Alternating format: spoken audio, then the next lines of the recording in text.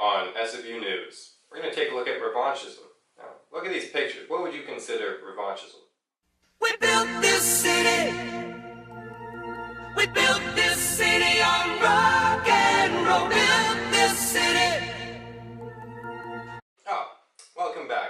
Last time we put a preview on with a couple images and you were to pick out which one was considered revanchism. Turns out they were all revanchism. So, we have an SFU researcher, Janine de Guzman, here to talk about the brief history of what revanchism is. Thank you, Mr. Pridmore.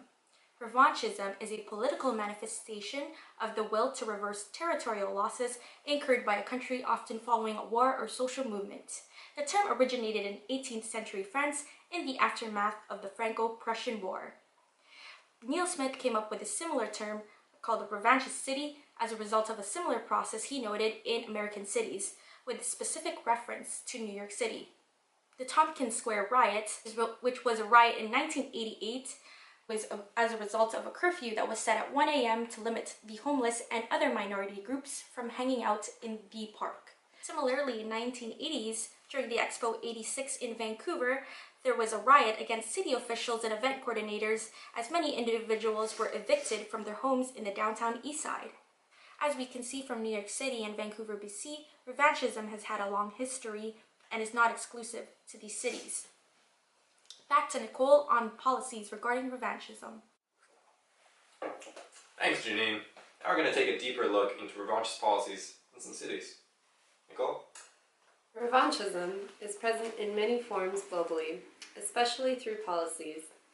These policies can be seen in cities such as Mumbai, London, Budapest, but especially Seattle. In the 90s, Seattle imposed three major civility codes: park exclusion orders, innovative trespass laws, and off-limit orders. Park exclusion orders give police and park officials full rein on banning individuals for minor offenses such as littering, urinating, camping, and even being present at the park after hours. The police and park officials can exercise this right without evidence that the perpetrator committed any of these accusations. Trespass laws, police partner with private business owners through official contract that allow policies to prohibit individuals from entering a property or block of properties. The police are under no obligation to explain that their banishment reasoning when filing the report. The police also have the right to assume that these people have no legitimate reason to actually be in the area, even if told otherwise by the individual. For off-limit orders, these consist of stay out of drug areas as well as staying out of areas of prostitution, where the accused cannot enter a certain area where these crimes exist. In Seattle, these zones can be entire neighborhoods or can even consist of the entire downtown core. These marginalized people are being counterproductive in the economic revitalization of these business districts in the eyes of the authority and of private business owners. For a local example, we'll look at the Vancouver Ambassadors Program that was created by the Downtown Vancouver Business Improvement Association. It was originally used to entertain pedestrians and tourists. This program is run by Genesis Security and expanded their responsibilities to crime prevention. Due to the success of the program, the Ambassador Program further expanded their numbers and increased their responsibilities to crime prevention as well as helping tourists navigate the downtown core. The program became so successful that it was supported by the City of Vancouver's Mayor Sam Sullivan, and prior to the 2010 Winter Olympics in Vancouver, the program was used to lower crime rates and increase the feeling of public security in the downtown core. The ambassadors have a very dark history of discriminating against homeless people and applying zones to where the homeless cannot enter. Back to you, Cody, on the urban form of revanchism. Thanks, Nicole. You're welcome, Cody. So we did some investigative research on what revanchism actually looked like in the urban form. Now, what we came to is a stark conclusion of what's called hostile architecture. Now, let's cut to us observing and interacting with this architecture.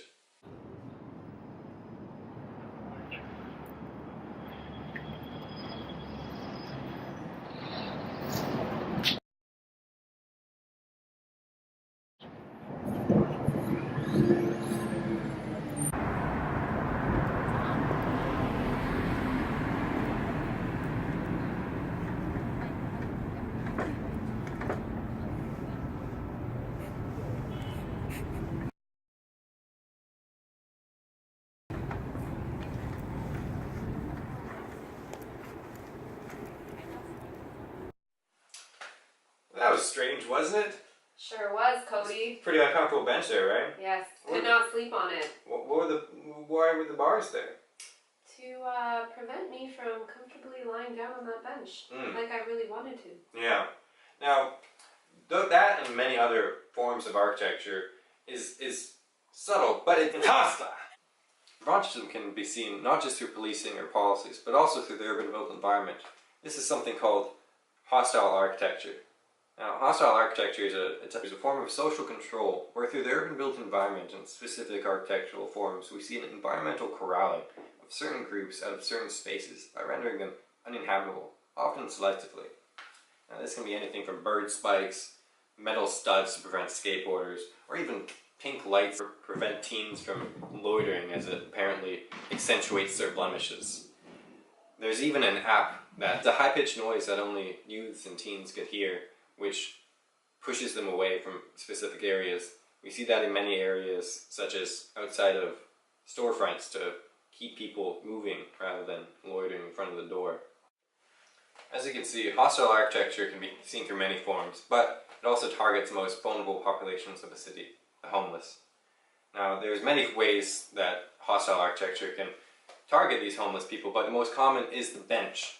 As you can see there's many different types of hostile benches. Architects have been quite creative with their hostile architecture in the city. As we can see here, this is called the Camden bench. The slopes there prevent sleeping, the material resists graffiti and stickers, and the makers even claim that the bench deters loiterers and drug dealers by not providing any crevices to shove things in. Now, there's also things such as leaning bars. These leaning bars prevent people from lying down or even sitting for too long. This has unintended consequences, not only for the rough sleepers and homeless people, but elderly or disabled people as well, making the city a more hostile place for everybody. The APR Foundation created this website in response to all the hostile architecture in and around Paris. With the help of the citizens, and through a hashtag Let's Be Human in French, they asked people to post examples they found of hostile architecture for the foundation to put into this interactive map. As you can see, there's plenty of examples all around Paris, and it's not isolated just in, it is in many cities around France. And if this was a more global map, I'm sure we'd see a lot more. Now, we can also see hostile architecture through other forms such as boulders. Boulders are placed inconspicuously under bridges or other locations to prevent people from sleeping and camping in those locations. One less conspicuous form of hostile architecture is the spike. Now, spikes in corners or other empty spaces that people could use to sleep sparked some controversy in London after they are added outside luxury apartments to deter rough sleepers. You can actually also see hostile architecture through things such as bike racks. In Seattle, bike racks were installed under a viaduct to push out homeless people.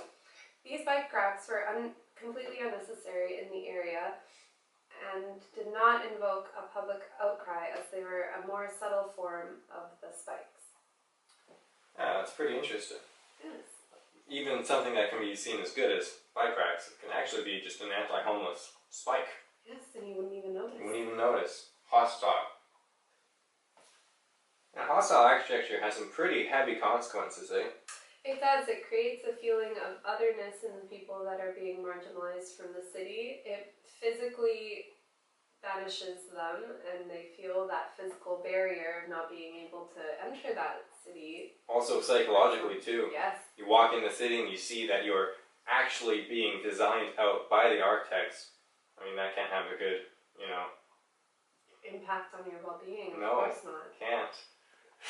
Well, that was our look at hostile architecture and revanchism in the city. It's a pretty important issue since the homeless are the most vulnerable population and they're pretty politically voiceless. Thank you for watching our news segment. I'm Nicole. And I'm Cody. And this is SFU News.